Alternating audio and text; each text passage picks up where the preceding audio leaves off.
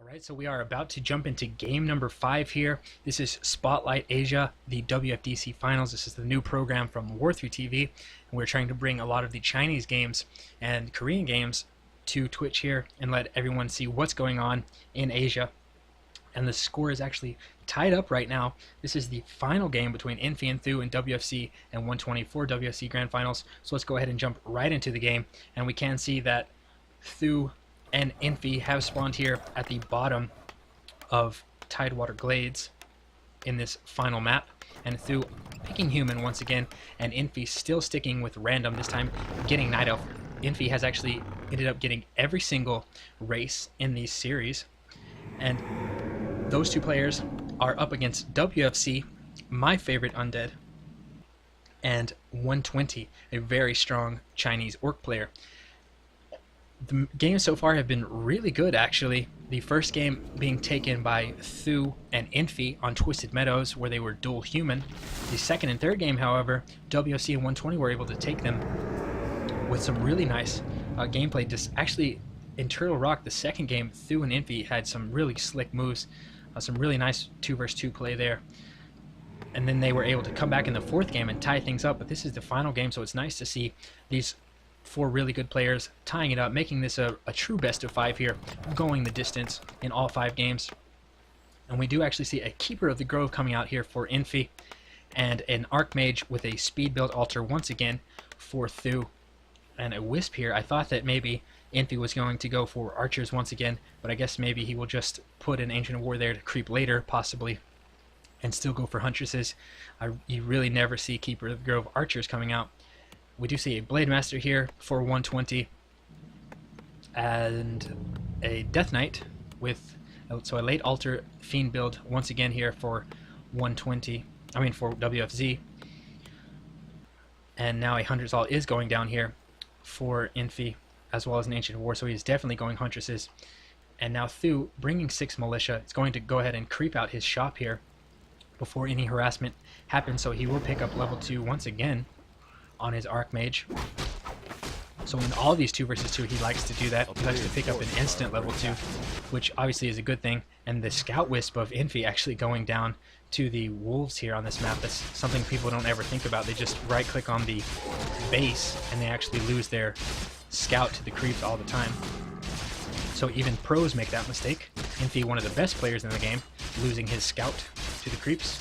And so now Thu does pick up level 2, level 2, but he actually gets a really nice item. He gets a Potion of Vulnerability, so that's a really good item to have. And then on the other side, we can see that 120 actually picked up a Potion of Greater Mana and dropped it for some reason, and then kind of danced his Blade Master there, I guess drawing the creeps away from the fiends or something. But he picked up a Mana Potion, Greater Mana Potion, and passed it over to the Death Knight. The Death Knight will finish and clean up that camp. But we can see the Ancient of War actually being uprooted now, and Thu is actually going to go for the Dragon Mercenary camp right here.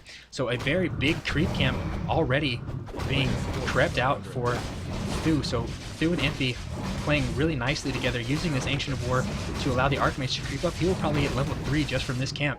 Actually, a Tome of Experience dropping. The Blade Master is here, but the Archmage gets to the Tome of Experience first. He's almost level 3 already. So a really nice Tome.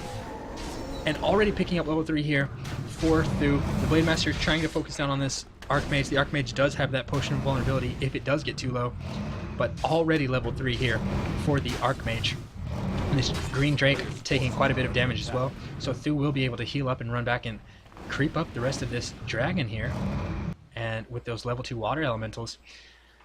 And nothing that really could be done to stop it. Meanwhile, Infi continuing to do some harassment here. It looks like he killed 1 peon already. He'll probably get another Entangling Roots here. A couple shots on this peon and it will also die. And so Thu does clean up this Green Drake. And he picks up a Belt of Giant Strength, so not a great item for his Archmage. He may decide to sell that later on, but he does have some added hit points. Keeper of the Grove now using Entangling Roots here on this Death Knight, making sure that he doesn't get killed. 1 Huntress has been added. There is Dust of Appearance and Sentry Wards, so Infi does see that and he just decides to run the Huntress away instead of leaving it there for too long. But Thu already level 3, definitely the biggest deciding factor so far in this early game. since he has those level 2 water elementals and only level 2 here on the Death Knight. So this Archmage can do a lot of pressure here right now. There's no need at all for him to do any more creeping, and he can just keep denying the creeping here of the undead player.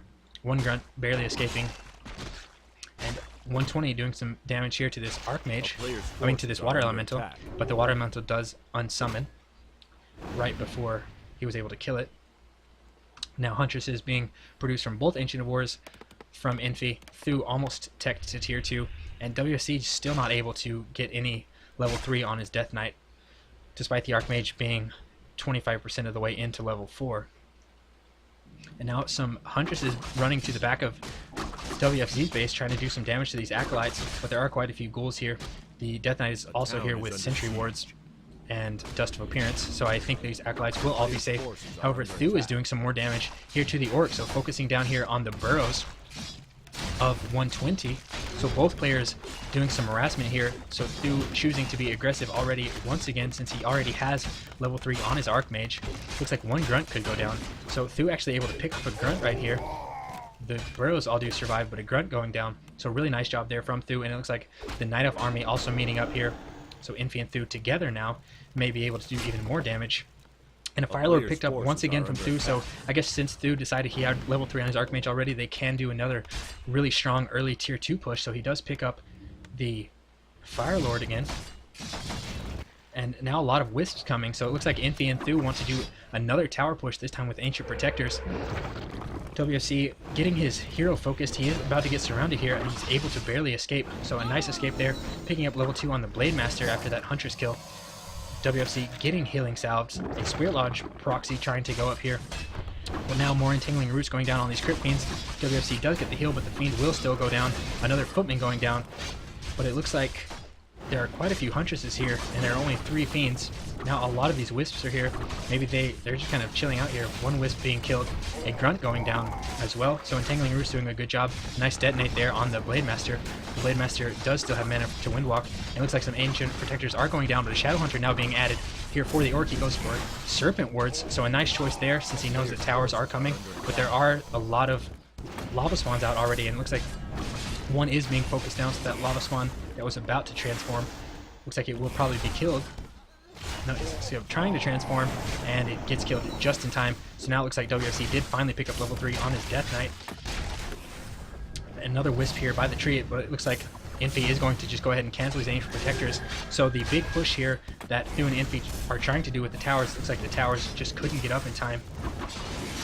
A Sentry Ward down as well from WFC, and a nice kill there on the Fire Lord. So the mana potion that was gotten in the beginning from 120 was now used by the Death Knight, able to kill that Fire Lord, so a good job there. And another Footman going down. So WFC and 120 able to hold off this push here, canceling all the towers, forcing the human back away. These militia now running back as well, but there are some...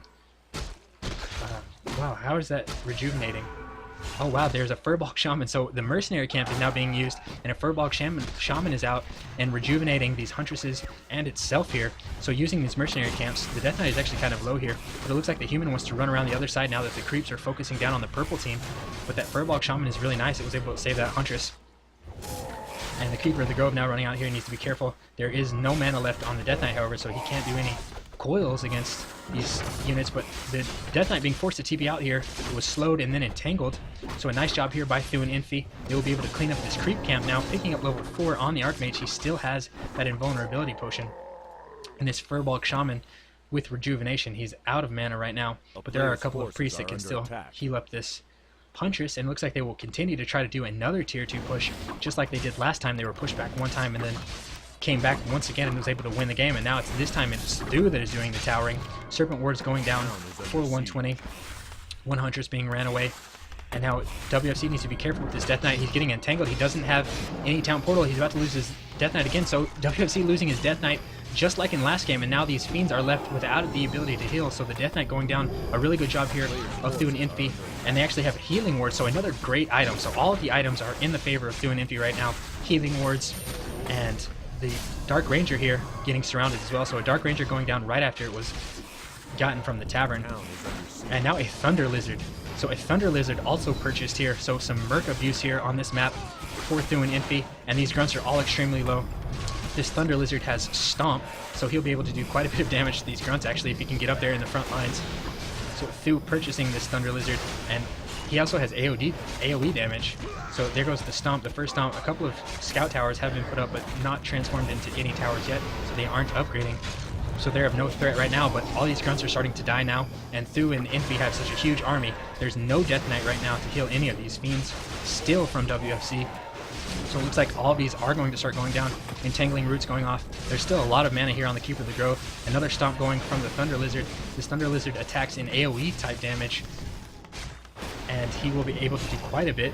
And now the Blade Master getting quite low as well. These Huntresses are all starting to get rid of HP, but more towers are starting to go down, and they're doing a really good job of moving this Thunder Lizard in and out, getting those stomps off so they can pick off these units one at a time. All these Huntresses are about to die though. Infi needs to be really careful with these Huntresses and start moving them back. This Blade Master getting very low, but he does use a potion. He's entangled, and it does look like he will be able to get away, run back to his shop. And Thu and Infi, though, continue to push on. Thu hasn't lost too much of anything. There are still a lot of Huntresses here on the field. They still have this huge Thunder Lizard that can do quite a bit of damage, and there's no Death Knight to heal up these fiends.